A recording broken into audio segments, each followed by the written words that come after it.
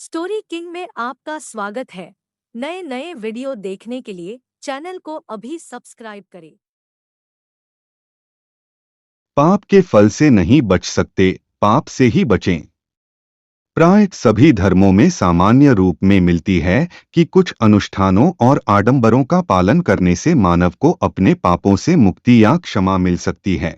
हिंदू धर्म में धारणा है कि किसी पवित्र नदी में स्नान करने से, तीर्थस्थल की यात्रा करने से या धार्मिक अनुष्ठान करने से पाप का असर खत्म हो जाता है। अतीत में इसके अनेक उदाहरण मिलते हैं कि इस धारणा का धर्माचार्यों ने अनुचित लाभ उठाया और भोली भाली जनता का शोषण किया। असल में इस किस्म की सभी धारणाएं शास्त्रों के विरुद्ध हैं। कहा गया है कि बोया पेड़ बबूल का तो आम कहां से हो। अंग्रेजी की एक कहावत में कहा गया है कि जैसा बोओगे वैसा काटोगे, अर्थात जैसा कर्म करोगे वैसा फल पाओगे। इसके विपरीत फल की आशा करना मूर्खता है। क्या है पाप? जरा विचार करें कि पाप क्या है। आत्मा की आवाज के विरुद्ध कार्य करना और उसकी अवहेलना करना पाप है। जब भी व्यक्ति कोई गलत कार्य करता है तो उसकी आत्मा उसे धिक्कारती है। परंतु कई बार मनुष्य परिस्थितिवश भी कोई पाप करने को मजबूर हो जाता है।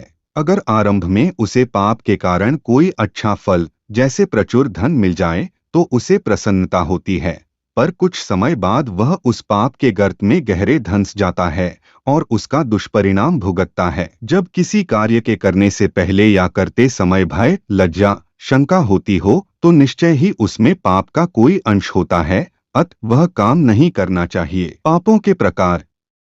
पाप भी कई तरह के होते हैं, जैसे व्यक्तिगत, सामाजिक, धार्मिक व राष्ट्रीय। व्यक्तिगत पाप की श्रेणी में झूठ बोलना, धोखा देना, किसी को हानि पहुंचाना आदि आते हैं। सामाजिक पाप वे होते हैं जिनके करने से समाज का पतन होता है।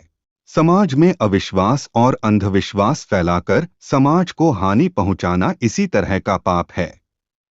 राष्ट्रीय पाप वे होते हैं जहां व्यक्ति अपने व्यक्तिगत लाभ के लिए राष्ट्रीय हितों की तिलांजलि देता है या कुछ धन कमाने के लिए राष्ट्र को धोखा देता है। भ्रष्टाचार, कालाबाजारी, शोषण, अनुचित लाभ कमाना व उचित मजदूरी न देना इसी श्रेणी में आते हैं। कैसे हो निष्पाप? निष्पाप होने के लिए मनुष्य को व्यक्तिगत व सामाजिक शुद्धता की ओर ध्यान देना चाहिए। शारीरिक शौच, बल, बुद्धि, मन, इंद्रिय, इन सभी की शुचिता से बाह्य और आंतरिक शुद्धता प्राप्त होती है। बुद्धि अच्छे और बुरे दोनों प्रकार के कार्य करती है, इसलिए कहा गया है धियो यो न प्रचोदयात्, अर्थात हे प्रभु मेरी बुद्धि को श्रेष्ठ मार्ग पर चलने के लिए प्रेरित करो। अब प्रश्न उठता है कि क्या पाप क्षम्य हैं? पाप माफ हो सकते हैं? यह सोचना सही नहीं है।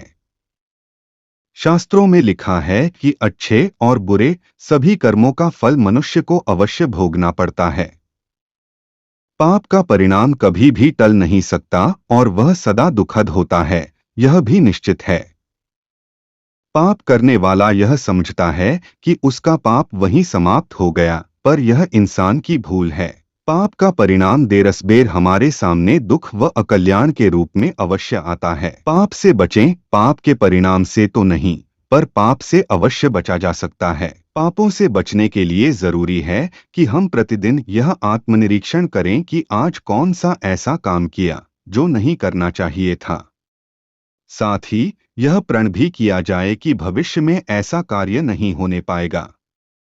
इससे हमारे जीवन में उत्तरोत्तर सुधार होता जाएगा।